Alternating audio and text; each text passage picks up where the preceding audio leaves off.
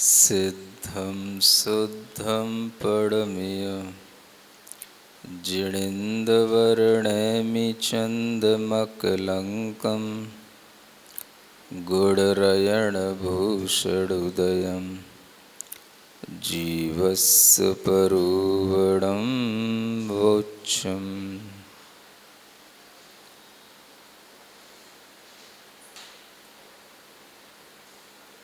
गोमट्टसार जीवकांड ग्रंथराज में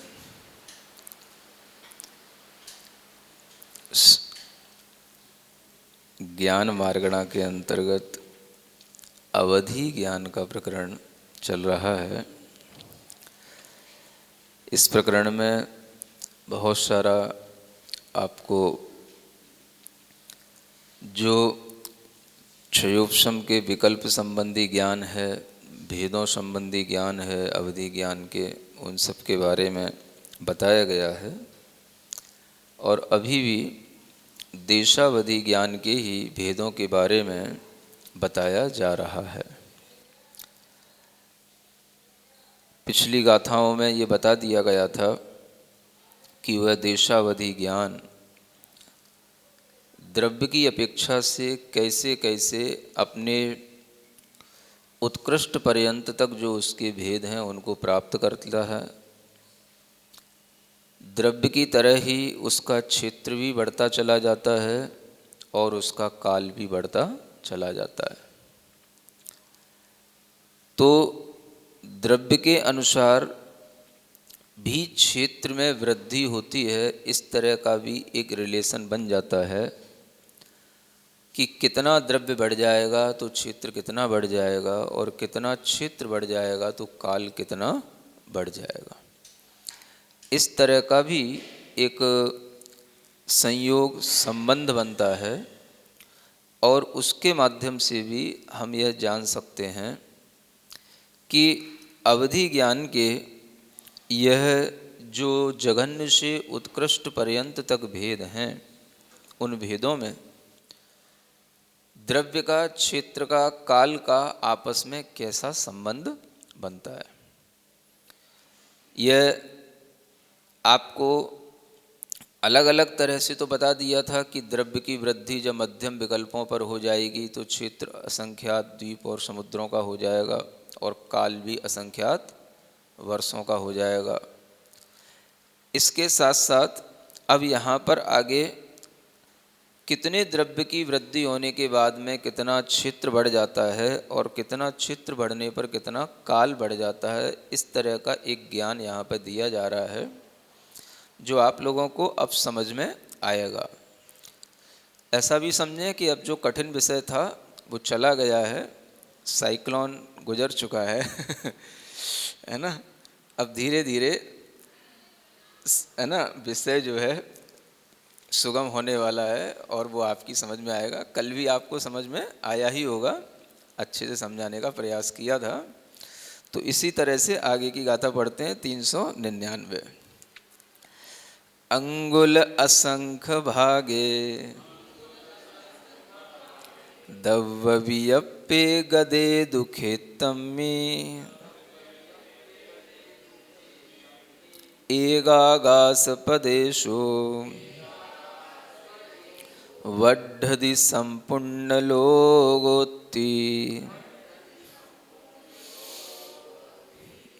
यहाँ कहते हैं अंगुल के असंख्यातवें भाग प्रमाण दब्ब वियप्पे, द्रव्यों के विकल्प माने जो भेद हैं उनके, गदे माने चले जाने पर, निकल जाने पर या हो जाने पर, खेतम्मी क्षेत्र में, एगागास प्रदेशो एक आकाश का प्रदेश, वड्ढधि यानी बढ़ता है, संपूर्ण लोगोत्ति इस तरह से संपूर्ण लोक तक ले जाना।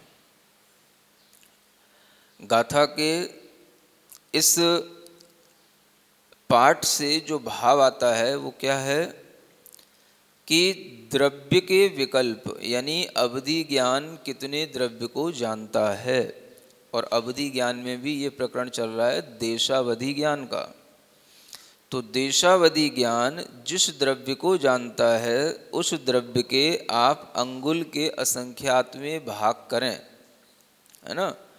अंगुल के असंख्यातवें भाग से तात्पर्य यहाँ पर सूच्य अंगुल का असंख्यातवां भाग है। तो सूच्य अंगुल के असंख्यातवें भाग बराबर उस द्रव्य के भेद निकल जाएं, है ना, उतने विकल्प उसके गुजर जाएं, तब जाकर के क्षेत्र में एक प्रदेश की वृद्धि होती है ना। जो जगन्य क्षेत्र था, जो सूक्ष्म निगोदिया जीव का अवगाहना वाला, उसमें एक प्रदेश की वृद्धि तब होगी जब द्रव्य इतना बढ़ जाए। अंगुल के असंख्यातवें भाग प्रमाण द्रव्य के विकल्प बढ़ने का मतलब उस द्रव्य के इतने भेद हो जाएं। तो इतने भेद हो जाने के बाद में वह एक आकाश के प्रदेश की वृद्धि होती है।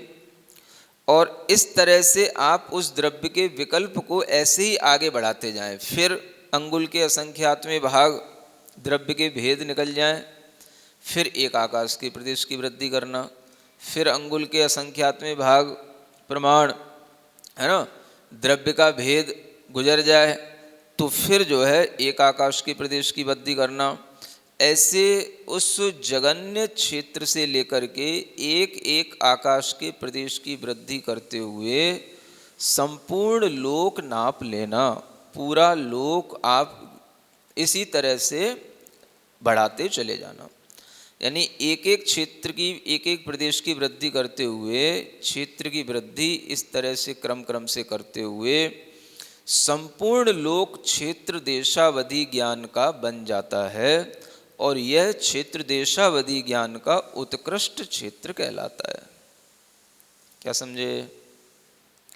देशावधि ज्ञान उत्कृष्ट रूप से असंख्य ये संपूर्ण लोक प्रमाण क्षेत्र को जानता है।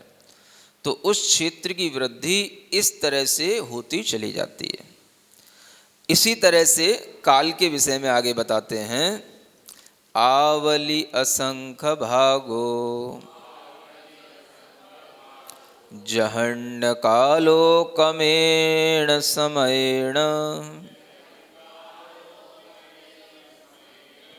वड्ढति देशो हि वरम पल्लम समऊणयम जाव। अब यहाँ कहते हैं आवली का असंख्यातवां भाग, ये जघन्य काल है। इसको क्रम से, है ना, समयेण एक एक समय करके बढ़ाना। वड्ढति इस तरह से इसकी वृद्धि करना। और जो इसकी वृद्धि होते होते देशो ही वरम, देशावधि ज्ञान का वर माने उत्कृष्ट काल आएगा, जो कितना होगा?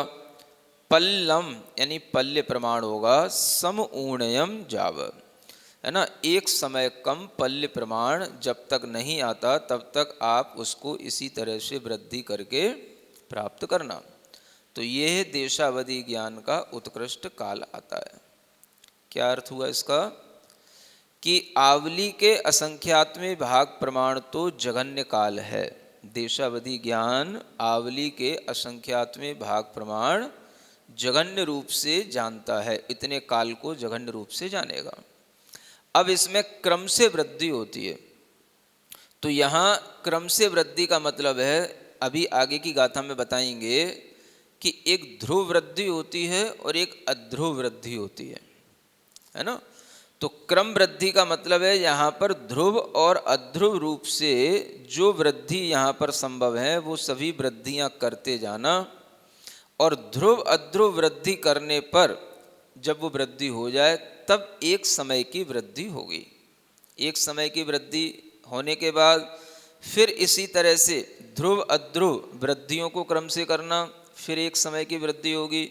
फिर इसी तरह से आगे आगे के समय की वृद्धि करते करते उत्कृष्ट रूप से तब तक ले जाना जब तक कि एक समय कम पल्य प्रमाण समय न आ जाए। यह देशावधि ज्ञान का उत्कृष्ट काल होता है, जो एक समय कम पल्य प्रमाण कहा जाता है। ठीक है ना।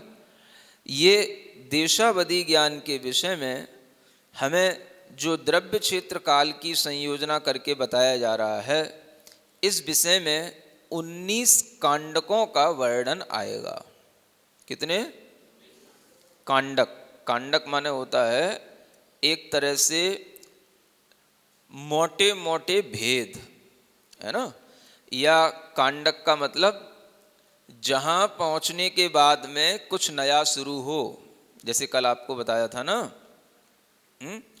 जब आप यात्रा कर रहे हैं 100 किलोमीटर की यात्रा में, तो आपको पता पड़े कि भाई 50-60 किलोमीटर पहुंचने के बाद एक अच्छा कस्बा आ गया, तो ये एक कांडक हो गया, है ना।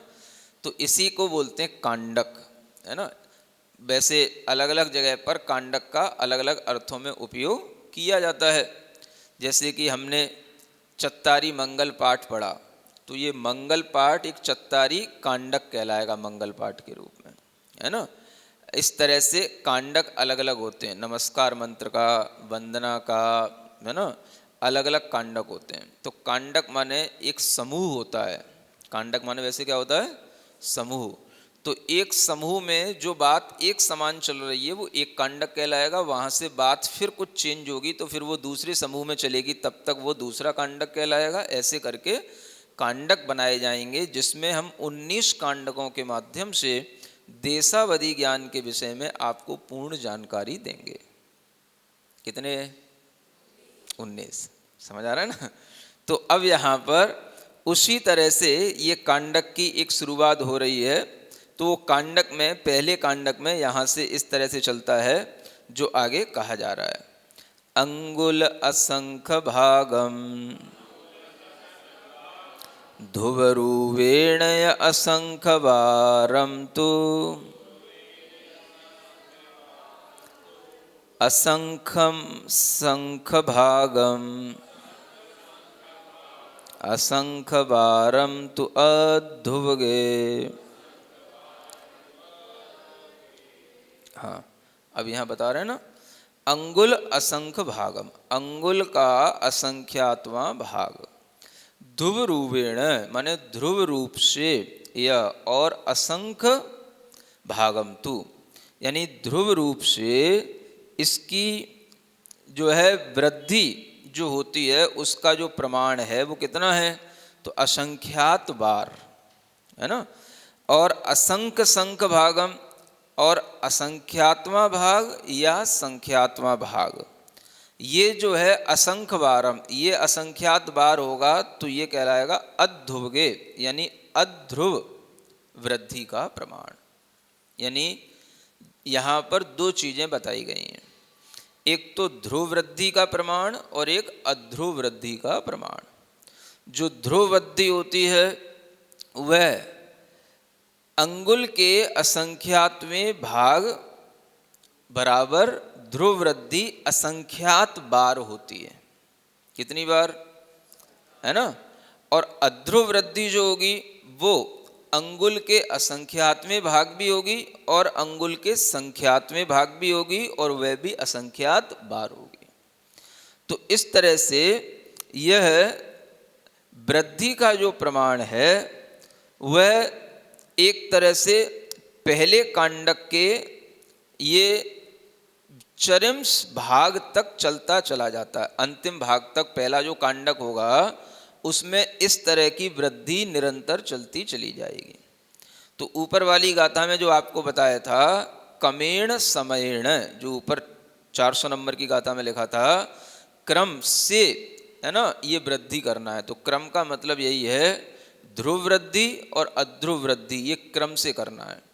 और ये भी ध्यान रखना है कि ध्रुव वृद्धि अंगुल का असंख्यात्मा भाग होगी। यहाँ पर अंगुल का मतलब भी एक तरह से घनांगुल का ही असंख्यात्मा भाग लेना, और उसके लिए घनांगुल में आवली का जब हम भाग दे देते हैं तो वो घनांगुल का असंख्यात्मा भाग आ जाता है। तो यह वृद्धि ध्रुव रूप से करना है असंख्यात बार। और जो अध्रुव वृद्धि होगी उसमें असंख्यात भाग वृद्धि भी होगी, घनांगुल के असंख्यात में भाग अथवा संख्यात्मा भाग, उसमें दोनों प्रकार की वृद्धियाँ होंगी, ये वृद्धियाँ भी असंख्यात बार होंगी। इस तरह से अध्रुव वृद्धि भी चलेगी। तो ध्रुव और अध्रुव वृद्धि का यह क्रम, प्रथम जो कांडक जो अब शुरू हुआ है, इस कांडक के अंत तक ये इसी तरह से वृद्धि का क्रम चलेगा। ठीक है, अब आगे पढ़ते हैं। ध्रुव अध्रुव रुवेणय अवरेखितमि वड्ढिदे खेते अवरे कालम मिपुणो एक वड्ढदे समये। क्या कहते हैं? ध्रुव अध्रुव रूप से अवरेखितम में, यानी कि जघन्य क्षेत्र में, वड्ढिदे खेते वृद्धि हो जाने पर क्षेत्र में, अवरे कालम में, है ना, जो जघन्य काल था उसमें पुनः एक वड्ढदे समय, उसमें एक एक समय की वृद्धि हो जाती है ना। अब यहाँ पर क्या बताया जा रहा है कि ध्रुव अध्रुव रूप से जघन्य क्षेत्र में आप वृद्धि करें, और जघन्य क्षेत्र में वृद्धि करते करते जब ये वृद्धि ध्रुव अध्रुव रूप से जो बताया था असंख्यात बार जब हो जाएगी, तब काल में एक समय की वृद्धि होगी, है ना। तो द्रव्य में कितनी वृद्धि करने पर क्षेत्र में एक प्रदेश बराबर वृद्धि होती है, ये आपको बताया था ऊपर गाथा 399 में, है ना, कि अंगुल के असंख्यातवें भाग बराबर द्रव्य के भेद निकल जाने पर द्रव्य की, है ना, उसमें द्रव्य के विकल्प हो जाने पर क्षेत्र में एक आकाश के प्रदेश की वृद्धि होती है। अब यहाँ क्या बता रहे हैं कि कितने क्षेत्र की वृद्धि हो जाने पर एक समय की वृद्धि होगी।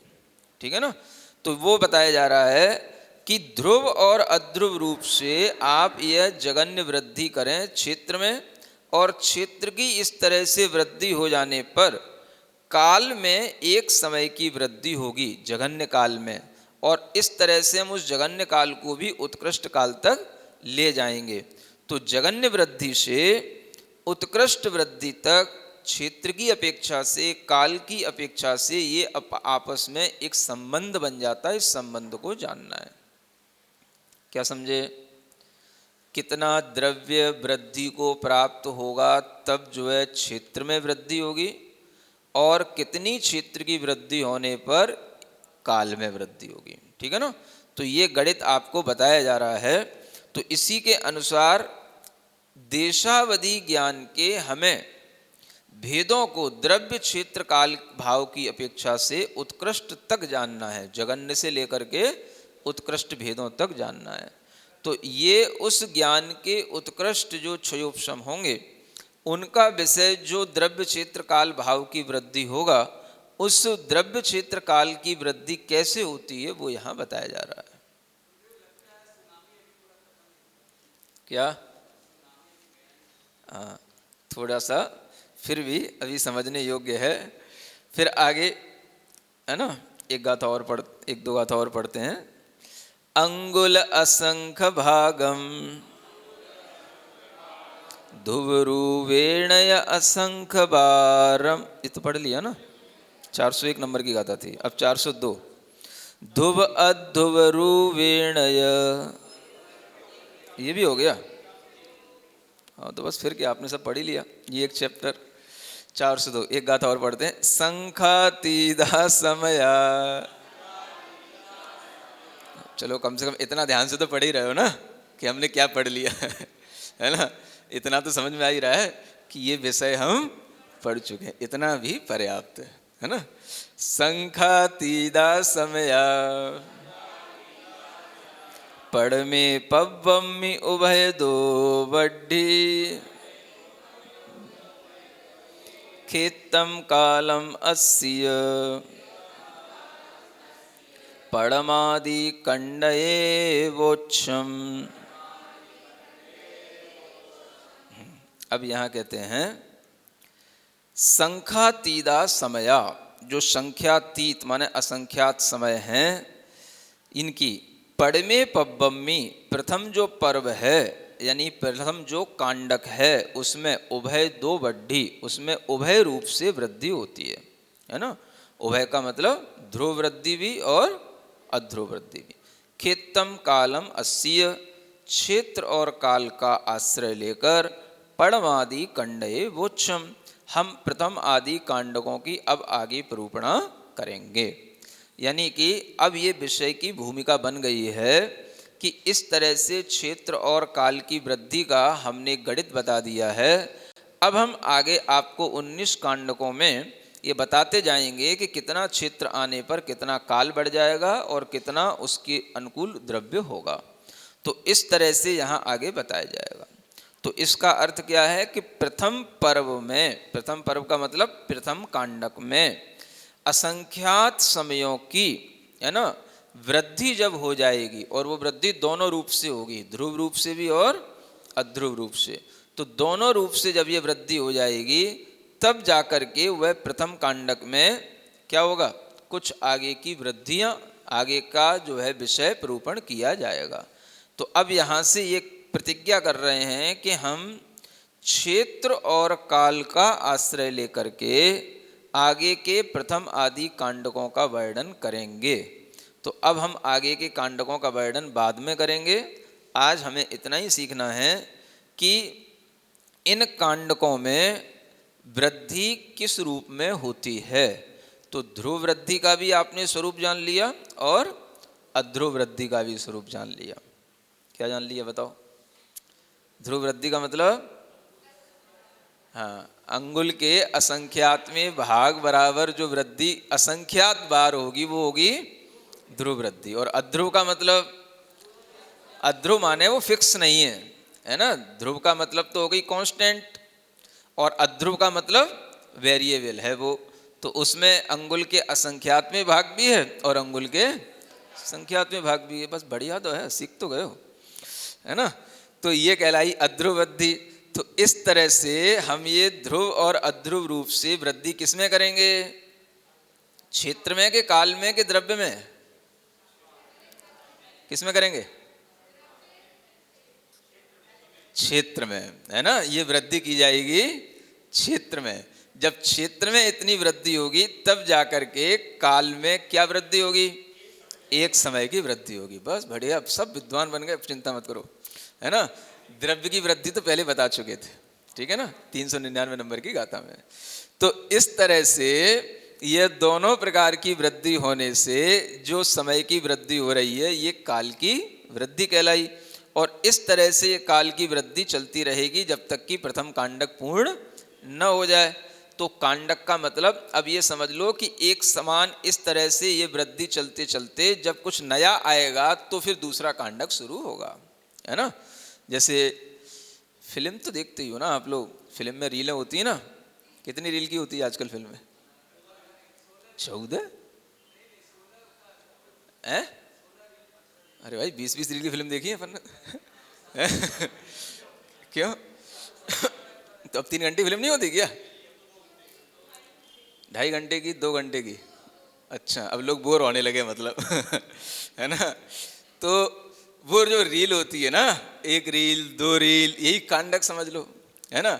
अथवा कांडक इच्छु दंड तो देखा ना, ईख जो गन्ना होता है ना, उस गन्ने में जो पोर होते हैं वो एक पोर के बाद दूसरा पोर जब आ जाए तो वो दूसरा कांडक आ गया, है ना।